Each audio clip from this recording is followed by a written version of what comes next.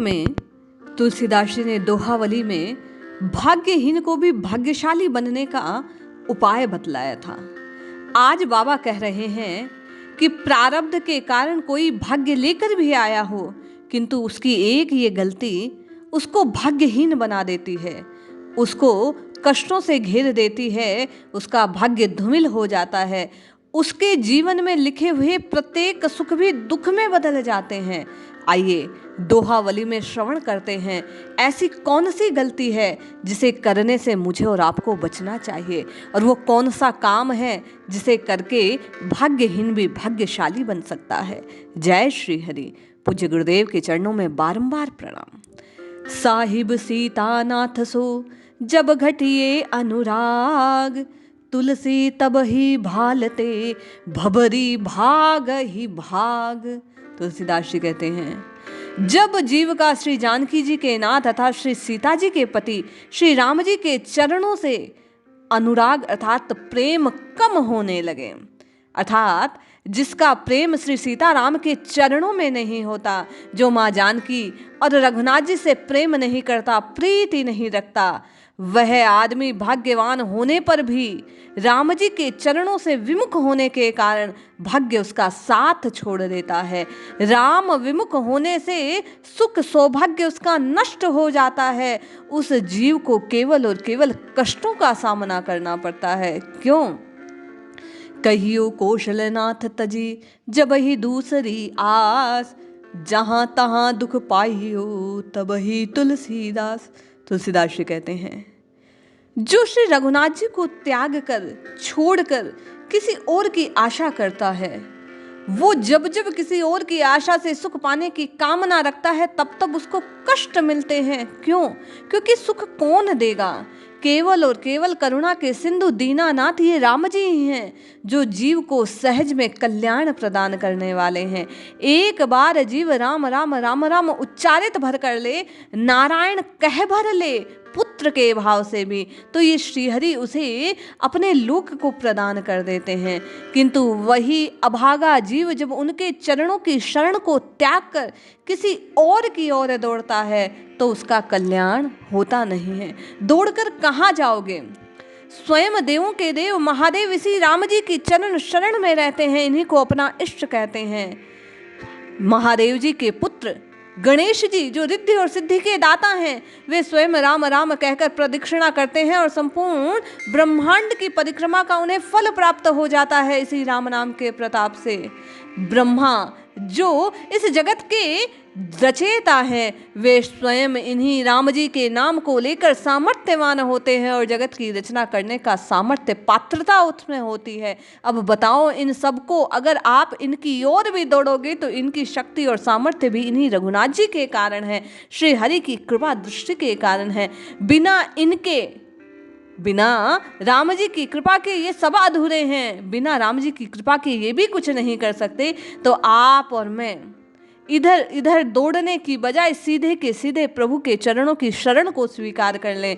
तुलसीदास जी कहते हैं, इसी में आपका और मेरा कल्याण है। क्योंकि जो राम जी के चरणों से विमुख होता है वो अभागा हो जाता है, उसका भाग्य भी साथ नहीं देता, उसे कुछ मिलता नहीं है। कैसे नहीं मिलता? अगली ही ओर इशारा करते हुए कहते हैं, बिंधिन ईंधन पाइए सागर जुरे न नीर, परे उपास कुबेर घर जो विपक्ष रघुबीर। अरे जिस प्रकार विंध्याचल के समस्त पहाड़ी जैसे ईंधन से हीन हो जाए, समुद्र में बिल्कुल जल ना रहे, धनपति जो कुबेर है उसके यहाँ भी फाका पड़ जाता है, उसके यहाँ भी कुछ मिलने वाला नहीं है, धन संपत्ति ऐश्वर्य नष्ट हो जाए, यदि वो भी राम जी के विपक्ष विरोध में चला जाए, जो इन साधनों के घर हैं वे साधनहीन हो जाते हैं, तो मुझ और आपकी तो औकात ही क्या। तुलसीदास जी कहते हैं, जीव यदि कल्याण चाहता है तो उसे राम जी के चरणों से कभी विमुख बनना नहीं चाहिए। सौभाग्यशाली बनना चाहते हो, कष्टों से बचना चाहते हो, यदि जीवन में सुख पाना चाहते हो, समृद्धिवान बनना चाहते हो, अपना कल्याण चाहते हो, तो बार बार तुलसीदास जी कहते हैं, राम राम भजो भैया। क्यों? बरसा को गोबर भयो, क्यों चहे क्यों करे प्रीति, तुलसी तू अनुभवही अब राम विमुख की रीति। गाय का, पशु का जो गोबर है उसके उपले बनते हैं और उसी गाय के गोबर से घर को लीपा जाता है, स्वच्छ करा जाता है, सुंदर बनाया जाता है। किंतु वही गोबर वर्षा के जल से जब कीच में परिवर्तित हो जाता है तो उसको कोई ध्यान नहीं देता है, अपितु उसे हेय दृष्टि से देखा जाता है। उससे बचने का प्रयास किया जाता है कि ये वर्षा का जल मिला हुआ गोबर कहीं हमें अशुद्ध ना बना दें, अर्थात वह बेकार हो जाता है। वही गोबर जो उपले बनकर अग्नि तपने के काम आता था, भोजन पकाने के काम आता था, आज उसका स्वरूप बिगड़ने के कारण वह बेकार हो गया।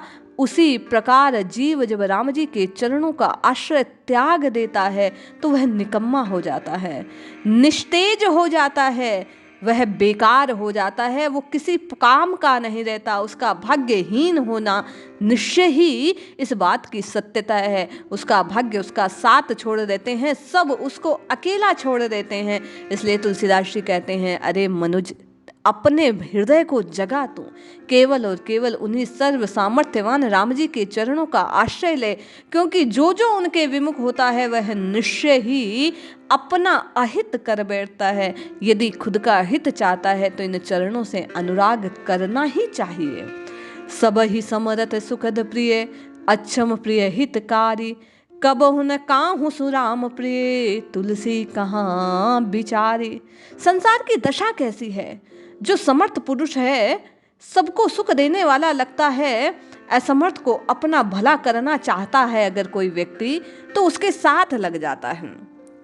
किसी को धन की कामना हो तो वो सेठ साहूकार की जी हजूरी करता है, जिससे उसका कल्याण हो जाए, उसको धन की प्राप्ति हो जाए।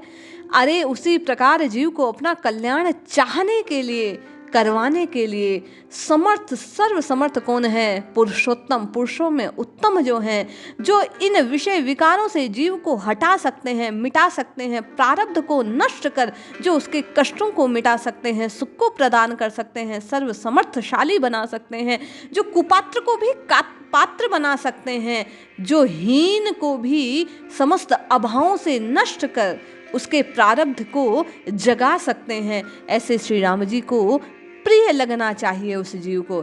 लेकिन विषय जीव विषयों की माया में उलझा रहकर अनश्वर राम जी को छोड़कर नश्वर संसार की ओर बहता रहता है, और इसी कारण विषयों में उलझा रहने से तुलसीदास जी कहता है कि उस मूढ़ को राम जी प्रिय नहीं लगते, वह संसार को ही अपना अपना अपना कहता रहता है।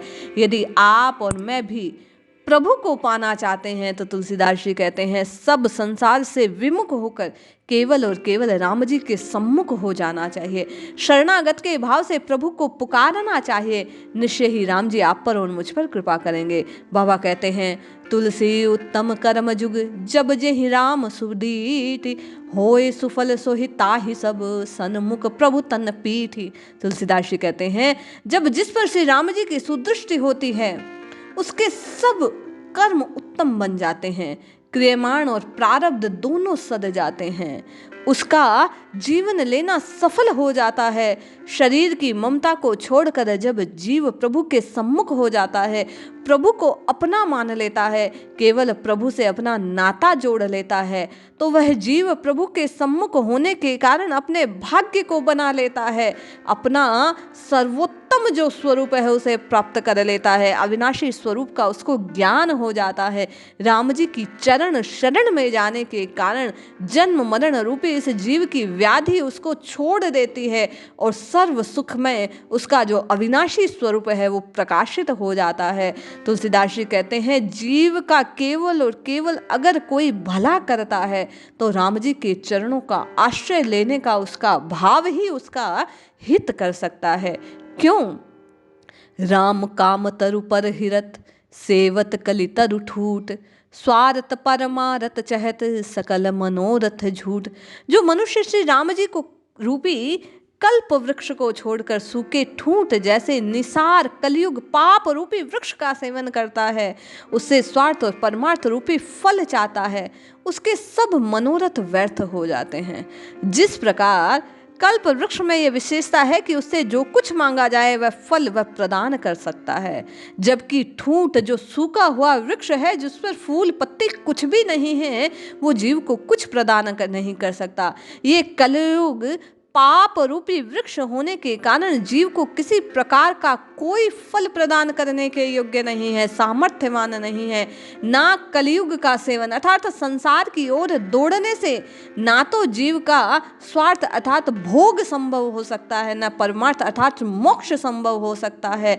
उसके सारे के सारे मनोरथ व्यर्थ हो जाते हैं, क्योंकि कलयुग में वह पात्रता ही नहीं, वह सामर्थ्य नहीं कि वह प्रदान कर दे। ये सामर्थ्य केवल और केवल सिद्धि प्रदान करना केवल और केवल राम जी के वश में है। इसीलिए राम जी की ओर जीव को निहारना चाहिए। तुलसीदास जी कहते हैं, जो साधक अपना कल्याण चाहते हैं वे राम जी के चरणों को छोड़कर किसी और उन्हें दृष्टि नहीं करनी चाहिए। दिन रात केवल राम राम राम राम राम राम जपना चाहिए। ये राम नाम उनके जीवन का उद्धार कर देता है, सोए हुए भाग्य को जगा देता है, भाग्य में जो विपरीतताएं हैं उन्हें समाप्त कर देता है और जीव का कल्याण सुनिश्चित कर देता है। इसलिए आपसे करबद्ध निवेदन है, बाबा के कहे अनुसार राम राम रटिए, राम जी के चरणों की शरण लीजिए, निश्चय ही आपका और मेरा कल्याण होगा। आपको और मुझे भी राम जी मिलेंगे।